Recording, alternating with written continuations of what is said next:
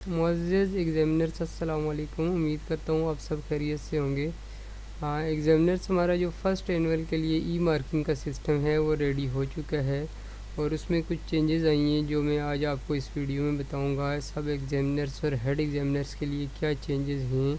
सबसे पहले मैं आपको बता दूँ कि जो हमारी वेबसाइट है या जो URL है या जो एड्रेस है वो है emarking.fdisc.edu.pk।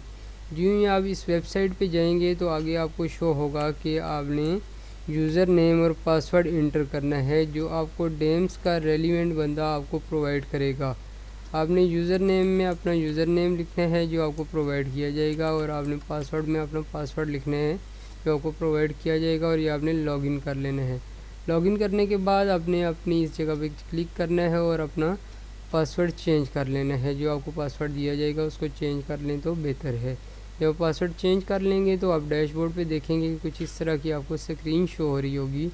मैं ऊपर वाले बटन फ़िलहाल डिस्कस नहीं कर रहा है, ये जब आपको अलॉटमेंट में कर दूंगा तो फिर इसके बाद में डिस्कशन करूंगा।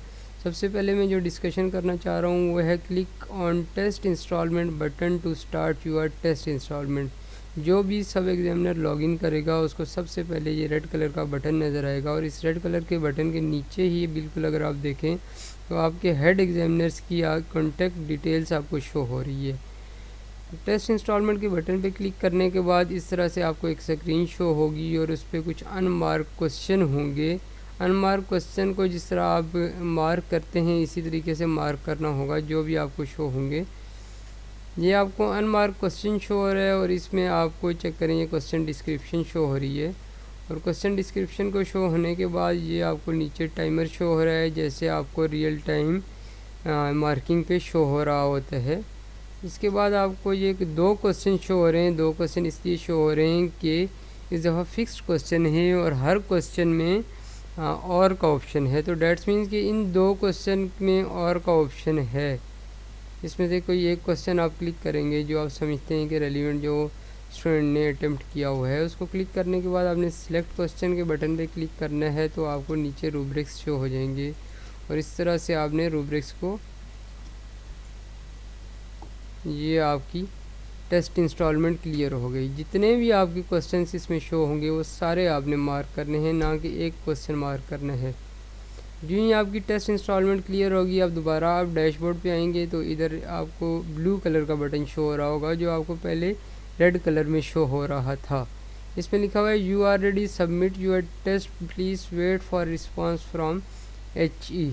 अब हम आते हैं हेड एग्जामिनर के डैशबोर्ड पे और चेक करते हैं कि उसके पास टेस्ट इंस्टॉलमेंट किस तरह से शो हो रही है और उसने किस तरह से रिव्यू करनी है या किस तरह से उसने आपको सबमिट करनी है फॉर अलॉटमेंट। यूँ ही हेड एग्जामिनर ने अपना लॉगिन किया तो जिस तरह से सब एग्जामिनर को डैशबोर्ड शो हो रहा था उसी तरीके से हेड एग्जामिनर को भी डैशबोर्ड शो हो रहा है और जिस तरह सब एग्जामिनर को अपने हेड एग्जामिनर की डिटेल शो हो रही थी उसी तरह हेड एग्जामिनर को अपने सारे सब एग्जामिनर्स की डिटेल भी शो हो रही है। अब हेड एग्जामिनर्स ने अपना डैशबोर्ड लॉगिन करने के बाद उसी तरीके से अपना पासवर्ड चेंज करना है और टेस्ट इंस्टॉलमेंट के बटन पे क्लिक करने के बाद नीचे एक और बटन आ रहा है माई SC टेस्ट, माई सब एग्जामिनर टेस्ट। माई सब एग्जामिनर टेस्ट पे क्लिक करने के बाद यहाँ पे उन एग्जामिनर्स की डिटेल शो हो जाएगी जिनका टेस्ट अभी तक पास नहीं हुआ और वो सबमिट कर चुके हैं। एक्शन बटन पे क्लिक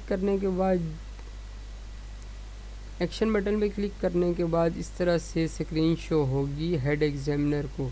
उसमें जितने भी एग्जामिनर ने जो उसका सब एग्जामिनर है क्वेश्चन अटेम्प्ट किए होंगे वो सारे शो होंगे। इस तरह से क्वेश्चन डिस्क्रिप्शन ये शो हो रही है, साथ ही उसके सिलेक्ट फॉर रिव्यू का बटन आ रहा है और नीचे मार्क्स गिवन में मार्क्स शो हो रहे हैं जो सब एग्जामिनर ने इस रेलिवेंट क्वेश्चन में बच्चे को मार्क दिए हैं।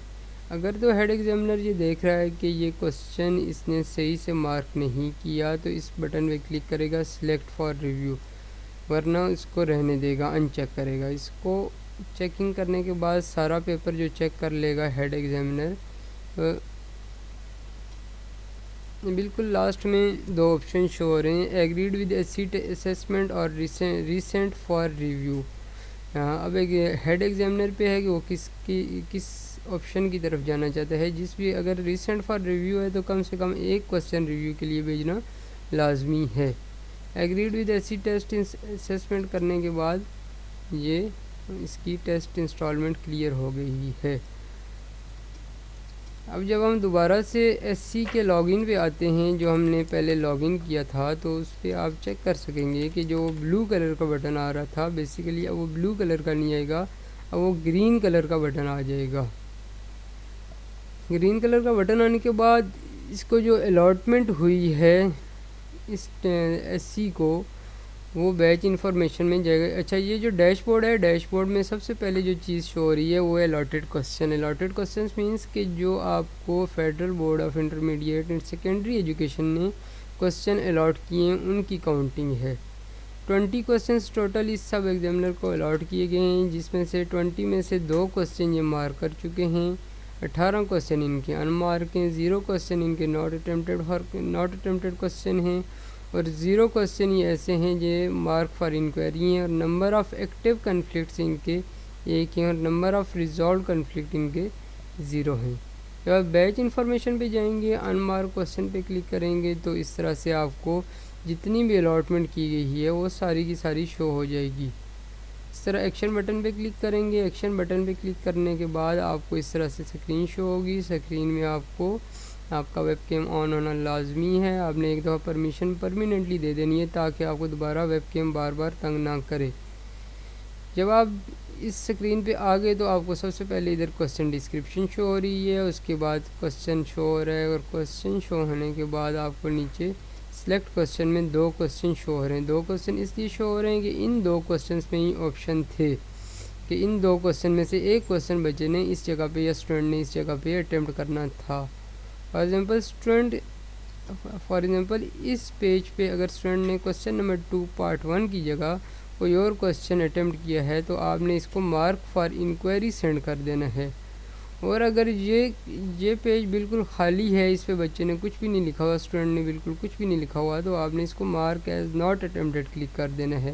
लेकिन जब आपने देखा कि जो आपको क्वेश्चन अलॉट किया गया है वही क्वेश्चन इस पर अटेम्प्ट किया गया है, तो सिलेक्ट क्वेश्चन में से एक क्वेश्चन सेलेक्ट करके सिलेक्ट क्वेश्चन के बटन पे क्लिक करना है। सिलेक्ट क्वेश्चन के बटन पे क्लिक करने के बाद आपको इधर रूब्रिक शो हो जाएंगी। रूब्रिक शो होने के बाद आपने रेलिवेंट रूब्रिक सेलेक्ट करना है। अगर तो 50% से कम मार्क्स आपने दिए तो कमेंट लाजमी नहीं है, अगर तो 50% से ज़्यादा मार्क्स दिए तो कमेंट्स लाजमी नहीं है, और अगर 50% से कम नंबर दिए या 50% नंबर दिए तो उस पर कमेंट मस्ट है, बगैर उसके आगे प्रोसीड नहीं होगा। जो ही आपने मार्क कर लिया क्वेश्चन तो ये आपका मार्क क्वेश्चन की लिस्ट में शो हो गया है। ये देखें 3 क्वेश्चन मार्क क्वेश्चन की लिस्ट में शो हैं, और अगर हम डैशबोर्ड देखें तो जहाँ पर पहले 2 शो हो रहे थे वहाँ पर अब 3 शो हैं। अच्छा, अब क्वेश्चन ये आता है कि एक्टिव कन्फ्लिक्ट्स और रिजॉल्व कन्फ्लिक्ट का क्या मतलब है। एक्टिव कन्फ्लिक्ट और रिजॉल्व कन्फ्लिक्ट का मतलब ये है कि जो एससी को हमने इधर से अलॉटमेंट की है उसमें से 15% अलॉटमेंट गई है एचई को।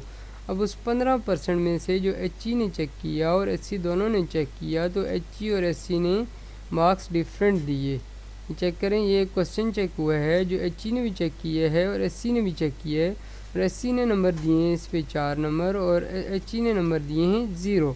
अब जब इसकी डेविएशन देखी गई और इस पर कन्फ्लिक्ट आ गया तो इस पर आपके पास कन्फ्लिक्ट आ गया। अब इस कन्फ्लिक्ट को रिज़ॉल्व करना है, और ये रिज़ॉल्व करने की जो ऑप्शन है ये एससी के पास, एचई उनको गाइड कर लेंगे एससी को, और एससी इस कन्फ्लिक्ट को रिज़ॉल्व करेंगे। रिज़ॉल्व कैसे करना है, या तो आपने एग्री करना है एचई की उसके साथ मार्किंग के साथ, या तो आपने एग्री करना है अपनी मार्किंग के साथ, या तो आपने कोई और उसमें मार्क्स एंटर करने हैं। रिज़ॉल्व कन्फ्लिक्ट के बटन पे क्लिक करेंगे तो ये आपके पास वही क्वेश्चन दोबारा नीचे शो हो गया। क्वेश्चन शो होने के बाद ये सारा चीज़ शो होगी, और इसमें आपके पास आ गया, बता दिया गया कि ये marks given by SC 4.0 and marks given by HE 0.0। आपके पास टोटल मार्क्स 4 हैं सॉरी, और इसमें से आपने रेलिवेंट रूब्रिक्स आपने सेलेक्ट कर लेने हैं। करेक्टली फाइंड वैल्यूज जो भी आपने सेलेक्ट करने हैं वो सिलेक्ट करने के बाद आपने रिमार्क्स देने हैं उसी तरीके से जिस तरह मैंने आपको बताया था कि अगर फॉर एग्जांपल आपने 50% कम दिए हैं तो आपने इसमें रिमार्क्स दे देने हैं।